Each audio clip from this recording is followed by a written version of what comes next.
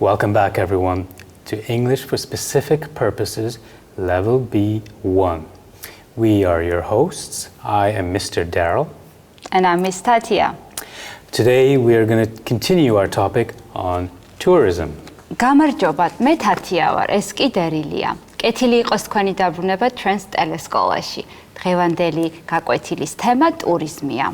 მაგრამ ვიდრე უშუალოდ გაკვეთილზე გადავიდოდეთ, მოდი გავეცნოთ გაკვეთილის გეგმას. Derill, will you introduce the plan of today's lesson? Indeed. We're going to start with an introduction and then move on to the vocabulary for our reading today.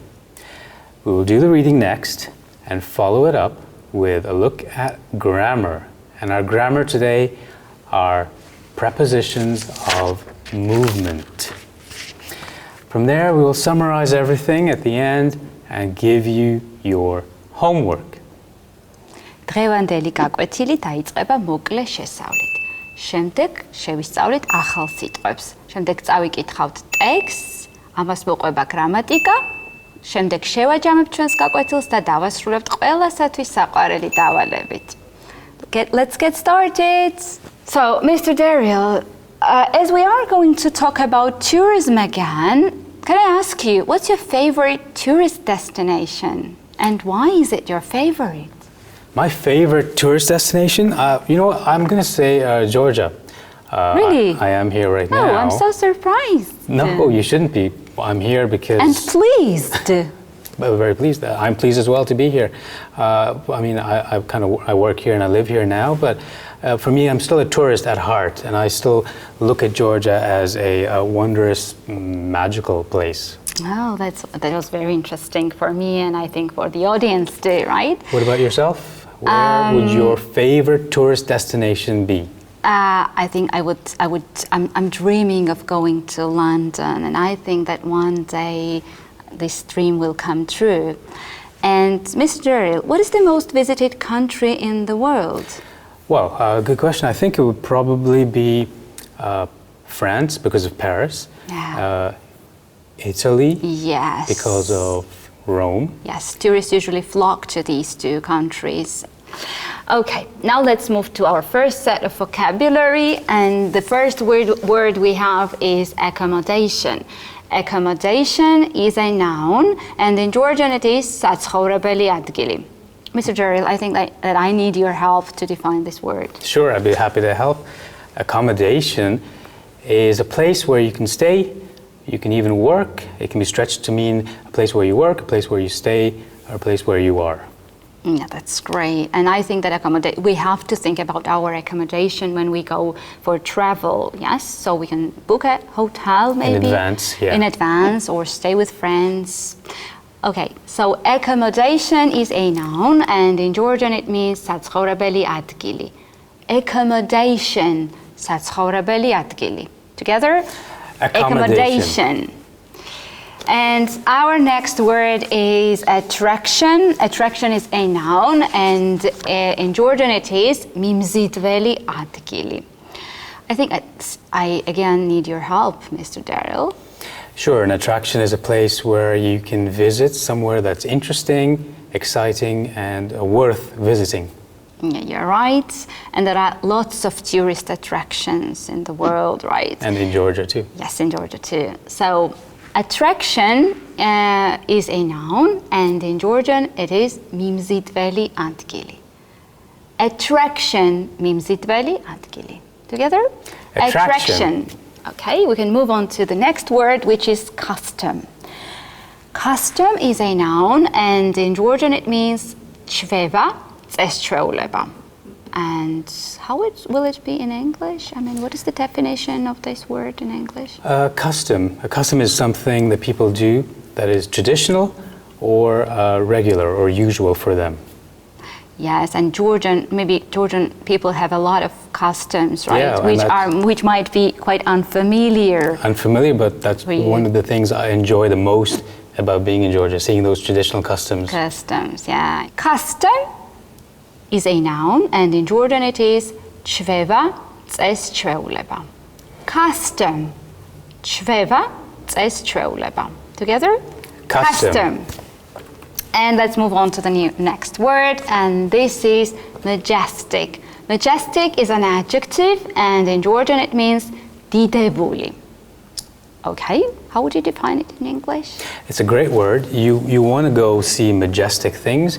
It describes big, impressive, and beautiful things that you see in a kind of calm and serious, reflective way. Yes, and I think that we have majestic mountains in Georgia. Very majestic. The Caucasus Mountains are majestic. So majestic is an adjective, and in Georgian it is დიდებული. Majestic, დიდებული. Together? Majestic.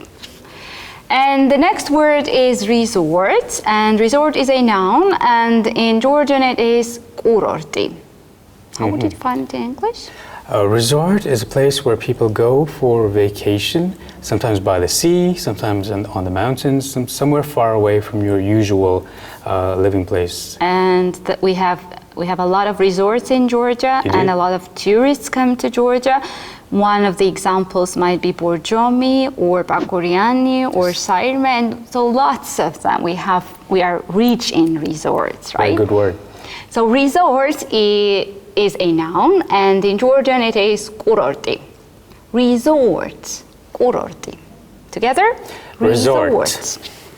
And our next word is ancient, which is an adjective, and in Georgian it is ანტიკური უძველესი. How will it be in English? It's an easy word in the sense of it just relates to people who lived a long time ago or the way that they lived. So both can mean ancient. Georgian people are ancient people, and this country is also ancient, right? Exactly, and I love history, and your ancient ruins and cities and history is what I love most. Yeah, exactly. So ancient is an adjective, and in Georgian it is ანტიკური უძველესი. Ancient, ანტიკური უძველესი. Together? Ancient. And the next word is irresistible, and it's an adjective, and in Georgian it is უაღრესად მიმზიდველი. How would you say it in English? Irresistible is something that's impossible to not want or to resist or to stay away from. It pulls you towards it somehow. Yeah, and here we have an example.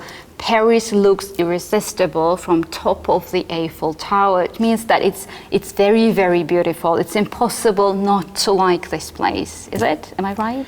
And your Caucasus Mountains, the majestic mountains, are also irresistible to That's tourists. Right. That's right. So irresistible is an adjective, and in Georgian it is უაღრესად მიმზიდველი. Irresistible, უაღრესად მიმზიდველი. Together? Irresistible. Okay, and I think that we've finished with the words, and it's time to turn to the exercise, right? ეხლა კი გადავიდეთ ლექსიკურ სავარჯიშოზე. ეკრანზე თქვენ ხედავთ განმარტებებს და ჩვენ უნდა სწორად შევუსაბამოთ მათ სიტყვები. Let's start. So the first definition is a place for someone to stay, live, or work in. What do you think is the word, Mr. Derill? I do remember this one. I believe it is accommodation. Yes, we said that accommodation is really, really important when you go somewhere. So you are right, the word is accommodation. And let's move to the next sentence. And Ms. Thatya, maybe it's your turn now. Somewhere or something you can visit that is interesting and enjoyable. Let me look through the words. Is it an attraction? Yes, I was right. Well done. It's an attraction. Okay, so it means that we can move on and look at the next statement. This is something people do that is traditional or usual, and I know it for sure because we talked about customs. You said that you were fascinated by Georgian customs, so it should be customs, and let's check. And it is customs. Very good. Let's move on to the next one. What is big, beautiful, or impressive in a calm or serious way? Do you want my hint? It was about Caucasus. Yeah. Yeah, so what is it? Majestic. Yes, you're right. We said that the Caucasus Mountains were majestic, a majestic sight to see. Yeah, Absolutely right. So we can move on to the next one, and this statement is like this. A place many people go for a holiday.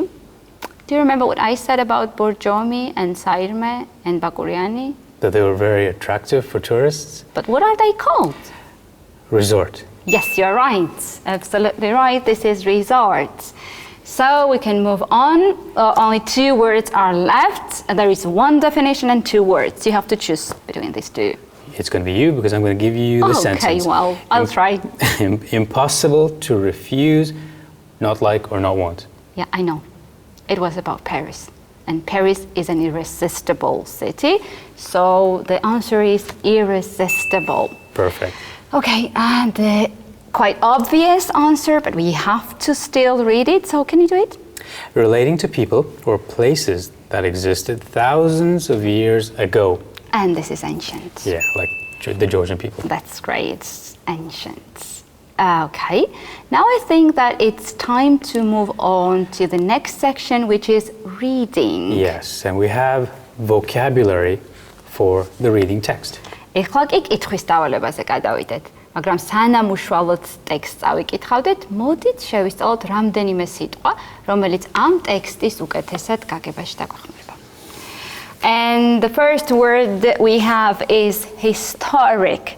Historic is an adjective, and in Georgian it means istoriouli. So, what is the definition of this word, Mr. Dero? Historic is a place that is ancient and interesting or impressive in some way because of its ancientness. Yeah, and we have, in Georgia, we have lots of historic places visited by many tourists. So historic is an adjective, and in Georgian it is istoriouli. Historic, istoriouli. Together? Historic. And let's move on to the next word. It's compact. Compact is an adjective, and in Georgian it means kompakturi. Mr. Derill, I'm waiting for your definition. The definition is this, something that's small, but actually smaller than things of its own type. So in a smaller size, something that comes in a smaller size than things of its other things of its type. Yeah. For example, here we have an example. I live in a compact flat above the shop. It means that the flat is quite small, isn't it? Mm-hmm. Okay. So compact is an adjective, and in Georgian it means kompakturi, patara. Compact, kompakturi, patara. Together? Compact. And we can move on to the next word, which is population. Population is a noun, and in Georgian it means mosachleoba. Mr. Derill, I need your help. Population are all the people that live in a certain area. So, the amount of people that live somewhere. Yeah, for example, the population of Georgia is not quite big, right? It used to be bigger. Yeah. Unfortunately, it is not as big as it used to be. So population is a noun, and in Georgian it means mosachleoba. Population, mosachleoba. Together? Population. And the next word is pollution. Pollution is a noun, and in Georgian it means dabinzureba. Mr. Derill, can you define the word for us? This is when the air, the water, the land around you is somehow damaged by chemicals, by things that poison the environment. Yeah, and there is much talk about pollution all over the world, right? The air is really, really polluted, and people are suffering because of this, right? With health problems as well. Yeah. So pollution is a noun, and in Georgian it is dabinzureba. Pollution, dabinzureba. Pollution, dabinzureba. So let's say it together. Pollution. And the next word is overcrowded. Overcrowded is gadavsebuli xalxit gadaჭედილი. I think that I need your help again. Overcrowded. This sometimes happens on public transportation, such as the metro or the bus. It's when there are too many people pushed into one area and there's not enough space for all of them. Okay, you're right. And I hate overcrowded places. I always try to avoid being there. I do the same with queues as well. Yeah, the same. Okay, so overcrowded is an adjective, and in Georgian it means გადავსებული ხალხით გადაჭედილი. Overcrowded, გადავსებული ხალხით გადაჭედილი. So together, Overcrowded. And I think that we have finished with the words. Now we are ready to read the text. But before we start reading the text, I have a few questions. So, Mr. Derill, look at the photo and just tell me, can you recognize which city is this? You know, because of the waterways, I would have to say somewhere in Italy. And I would say that it is Venice. And how did you recognize this? Yeah, because of the waters. It's famous, quite famous for not really having a road system or having a very small road system, but having, instead of a road system, a series of waterways. Yeah, you're absolutely right, and it also helped me to recognize this place. And by the way, do you know anything about Venice, Mr. Derill? Oh, well, I know it's a historic and very old Italian city. It was a business center years and years ago, but now it remains a very attractive tourist town. Yeah, you're right. I also know a few things about Venice because I'm an armchair traveler. Oh, great and word. I usually watch videos about different countries all over the world. So I know that Venice is a city on the water, and instead of transport, people here use gondolas, right? That's so true. you were surprised to hear that I am an armchair traveler. Yeah, that's a great phrase. So it means, I guess, that when you are in your house, but you love to explore new places through the internet or through books, and in your mind, you kind of travel there. Yes, that's it. You're right. Okay, now I think that we can go and read the text. Yeah. So let's start. Venice is one of the most beautiful and most historic cities in the world. It is in the north of Adriatic Sea and is built on 118 small islands.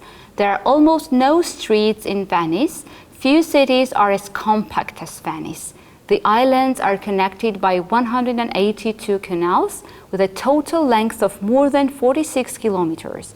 The longest canal is the Grand Canal, which is 3.8 kilometers long. More than 400 bridges cross the canal. The vaporetti or water buses are the most popular transport in Venice. Another way of moving in a city is gondola. However, gondolas are a bit more expensive. Venice is also one of the most famous cities in the world. This means that it is very popular with tourists. The city has a population of just 55,000, but every day around 60,000 tourists visit the city. More than 22 million tourists come to Venice from all over the world every year, which is good for businesses such as hotels, restaurants, and cafes. But the enormous numbers of tourists also cause pollution, and the famous parts of the city, such as the main square, are always very crowded, especially in August, which is the busiest month of the year. So the enormous cruise ships that visit Venice are also a problem. Every year, over 1.5 million visitors arrive in Venice by cruise ship. But according to local people, these visitors are not the biggest problem. Most tourists come to Venice from other Italian cities and holiday resorts, especially when it rains and they cannot stay on the beach. A further problem is that these visitors bring their own food with them and don't spend any money in Venice. Now let's check how well we remember the text. ეხლა კი გადავიდეთ კითხვის დავალებაზე. ეკრანზე გამოჩნდება წინადადებები. ჩვენ უნდა მივხვდეთ ეს წინადადებები სიმართლეს შეესაბამება თუ არა. თუ წინადადება სიმართლეს შეესაბამება, ვამბობთ true. თუ წინადადება სიმართლეს არ შეესაბამება, ვამბობთ false. Now let's start. And this is my favorite activity, by the way. Oh, yeah. Well. Okay. So the length of the canal in Venice is below 40 kilometers. Do you remember the information? from the text? Oh, well, this number I'm not too sure on, but I'm going to say false. Yeah, you're right. It's false because we read the islands are connected by 182 canals with a total length of more than 46 kilometers. So we are right, we can move on. And now I will try, okay? Okay. So there are over 1,000 bridges across the canals, which I think is not right because I remember that there were about 400. So I think that this is false and I will prove why. Here it is. More than 400 bridges cross the canals. Excellent. So I was right. Now, let me read the next one. Visitors arriving by cruise ship are not the biggest problem. Is that true or false, Mrs. Thათია? I know the answer, by the way. This must be true. Excellent, because Let's that check. is. Yes. Look at the All right. text. Yeah, let's look at the text. Most tourists come to Venice from other Italian cities and holiday resorts, especially when it rains and they cannot stay on the beach. Yes, I remember this. So I think that we can do this exercise quite well. We remember most of the information from the text and it was brilliant. But now I think it's time to move to grammar. ეხლა კი დროა გრამატიკაზე გადავიდეთ. Let's look at this sentence. And we are going to talk about prepositions of movement. Look at this sentence. More than 22 million tourists come to Venice from all around the world every year. Mr. Derill, are the highlighted words in the sentence prepositions? Yes, they are. The to and the from. Are prepositions. Are prepositions. Okay, now can you give us more information about prepositions? Yes, and the diagram that we have will help with that. So have a look at it. Prepositions of movement or direction are used to show movement from one place to another. These prepositions are often used with verbs of motion and are found after the verb. For example, she went away from me.